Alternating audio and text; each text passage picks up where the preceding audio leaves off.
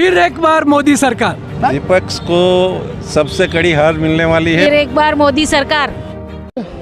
नमस्कार, आप देख रहे हैं सालासन न्यूज। मैं हूं रावेंद्र कुमार शर्मा। अभी मैं उपस्थित हूँ वापी टाउन बाज़ार में, जो हमारे बीच में कन्नू भाई देसाई आए हुए हैं। तो अभी इनके बारे में थोड़ा जानेंगे। आप सर, जो 400 पार का नारा है आपका, पूरा देश में एक इलेक्शन का माहौल है और राम मंदिर और 370 और जो विकास की राजनीति मोदी जी ने किया है, इसी वजह से पूरा देश मोदी जी को वापस तीसरी बार प्रधानमंत्री बनाने के लिए वोटिंग करने के लिए एकदम उत्सुक है। वो समय में भारत का जो विकास होने वाला है 2024 से 2029 तक में, वो अद्वितीय होएगा और इसके लिए ही लोग मतदान करेंगे। लेकिन विपक्ष तो पूरा एक साथ हो रहा है, बोलते 400 पार का नारा है, गलत है। इस बारे में क्या?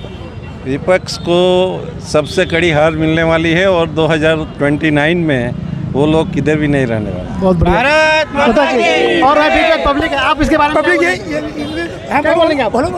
और फिर एक बार मोदी सरकार। आप हमारे बीच में बहन जी, आप क्या बोलेंगे? फिर एक बार मोदी सरकार। क्यों विपक्ष जो कर रहे हैं नहीं और 100% मतदान। बहुत बढ़िया। भ्रष्टाचार 400 प्लस भ्रष्टाचार वन वे मोदी। મોદી સભા છે, મોદી પરિવાર સભા છે, એટલે આપણે બધા એકબીજાની સાથે ચર્ચા કરી। એ પહેલાં આ વિસ્તારની બે મહિલા કોર્પોરેટર નેહલબેન અને અપેક્ષાબેનને ખાસ અભિનંદન આપીશ, અને પછી આપણા અભયભાઈને અને નિલેશભાઈને કે બજાર વિસ્તારમાં આટલી સુંદર સભાનું આયોજન કર્યું।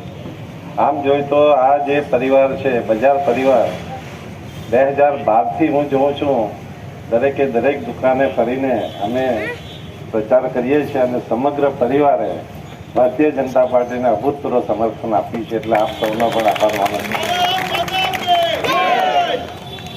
ખાસ કરીને વેપારીઓ છે એટલે કહું છું કે ગુજરાતમાં GST one nation one tax આપણા મોદી સાહેબ લાવ્યા, અને વન નેશન વન ટેક્સના હિસાબે આખા ભારતમાં અત્યારે મોદી સાહેબ જે વિકાસ કરી રહ્યા છે એનો આ પાયામાં જો હોય તો આ જીએસટી કલેક્શન છે। દર મહિને જે કલેક્શન આવે છે એમાંથી વિકાસના અનેક કામો થઈ રહ્યા છે।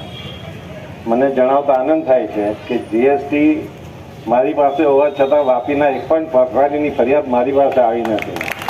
બધા સારી મેં જોયું છે એ યુદ્ધના વચ્ચે મોટા મોટા બે ઇટલી, જાપાન, જર્મની, ઇંગ્લેન્ડ હોય, અમેરિકા પોતાના નાગરિકો ફસાયેલા હતા, પરંતુ કોઈ નાગરિકોને બચાવી નહીં શક્યું। આ પ્રકારની ભયંકર યુદ્ધના વચ્ચે નરેન્દ્રભાઈને ખબર પડી કે मेरे 23,000 युवा विद्यार्थी फंसे हुए। બંને દેશના પ્રમુખોને ફોન કર્યું, कल मेरे विद्यार्थी निकलेंगे, युद्ध बंद हो जाना चाहिए। तमेने मैं टीवी पर જોયું કે નરેન્દ્રભાઈના ફોન પછી યુદ્ધ નેહરુએ જાણી જોઈને तुष्टिकरणની રાજનીતિ અને આ પ્રકારે હિન્દુઓના આસ્થાના કેન્દ્ર રામનું અપમાન કર્યું, અને એટલું નહીં, કોર્ટમાં ગયા, રામના જન્મના સબૂત માંગ્યા।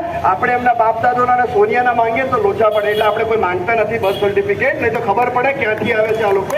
પરંતુ આ લોકોએ સબૂત માંગ્યા। આપણી ભારતીય જનતા પાર્ટીને અહીંયા બેઠેલા છે એ લોકોએ જ્યારથી આપણી સ્થાપના જનસંઘની થઈ ત્યારથી લઈને આપણે જે મુદ્દા માટે લડતા હતા એમાં રામ મંદિર હતું, આપણી સરકાર બની, લાખો સંતો, લાખો સનાતની લોકો જે બલિદાન આપ્યું હતું એને કોઈ શ્રદ્ધાંજલિ આપવાનું કામ કર્યું હોય અને